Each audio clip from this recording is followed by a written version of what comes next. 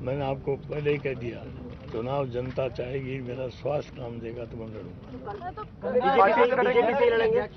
BJP से लड़ेंगे या कहाँ?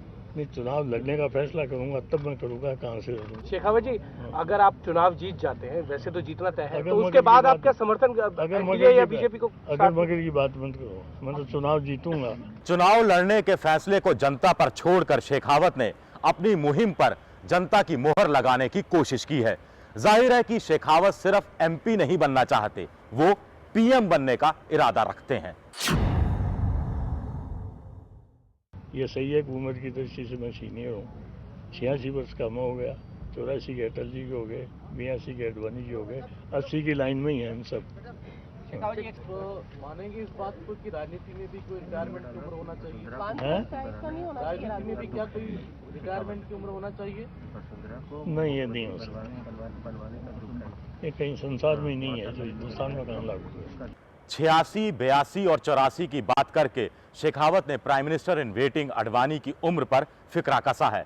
उन्हें उम्मीद है कि चुनाव के बाद अगर मिलीजुली सरकार बनाने की नौबत आई तो अन्य दल 82 साल के अडवाणी के बजाय 86 साल के शेखावत का दामन थाम सकते हैं।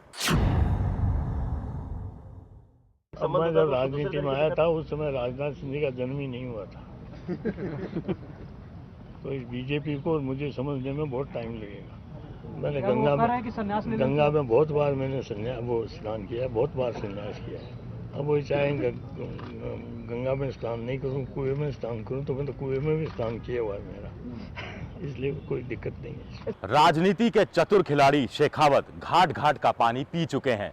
उन्होंने जता दिया कि गंगा और कुएं की बात करने वाले राजनाथ सिंह उनकी नजर में राजनीति के कुएं के मेंढक से ज्यादा कुछ नहीं।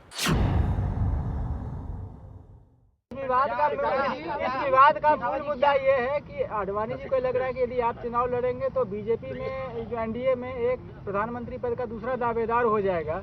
इस बारे में क्या कहना? मुझे एक बताइए कि बीजेपी में केवल अडवाणी जी चुनाव लड़ेंगे क्या लोकसभा का? हंसी हंसी में ही सही, शेखावत ने अडवाणी की लोकप्रियता को चुनौती दे डाली है। कह दिया है कि हम भी हैं दौड़ में, चाल हमारी भी ठीक है, हमारे भी चरित्र पर कोई धब्बा नहीं और हमारे चेहरे की चमक भी अडवाणी के चेहरे की चमक से कम नहीं।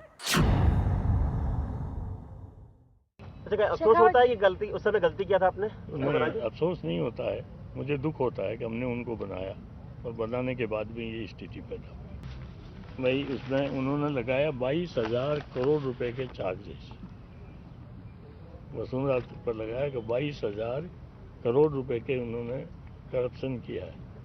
इसलिए मैंने अशोक गहलोत को चिट्ठी लिखी है कि ये मामले कमीशन अपॉइंट करने के नहीं है, इमीडिएट इन्वेस्टिगेशन होनी चाहिए इनकी कि करप्शन के मामले क्या थे और किस सीमा तक जाना है। इसे कहते हैं एक तीर से दो निशाने।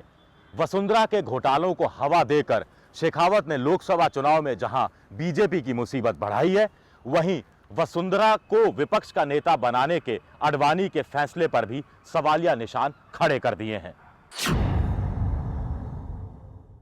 पार्टी में शुद्धिकरण होता है तो पार्टी मजबूत बनेगी।